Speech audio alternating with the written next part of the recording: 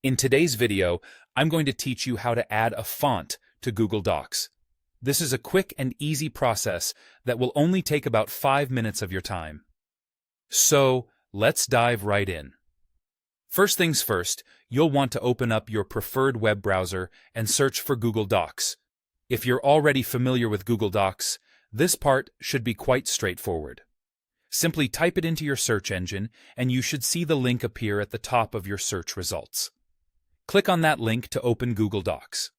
Once you have Google Docs open, you may be prompted to log in if you haven't already. You'll use your Google account credentials here, so just enter your email and password to get access. If you're already logged in, you'll be taken directly to the Google Docs homepage. Now, you're going to want to create a new document, or open an existing one, depending on your needs. If creating a new document, simply click on the blank document layout that appears. If you're working with an existing document, just find it listed and click to open it.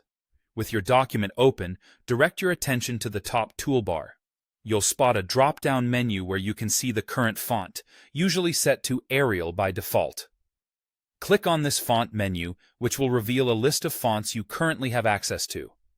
Next, direct your attention to the very top of this drop-down menu, where you'll see an option labeled More Fonts. Click on this option to open a new window showcasing a selection of fonts you can add to your Google Docs library.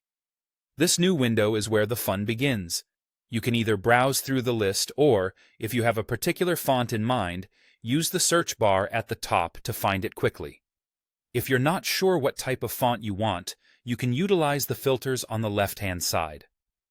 These filters allow you to narrow your search by style, such as handwriting, serif, or sans serif.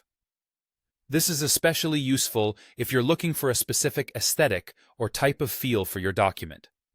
Once you've found a font or two that you'd like to add, simply click on them from the left column.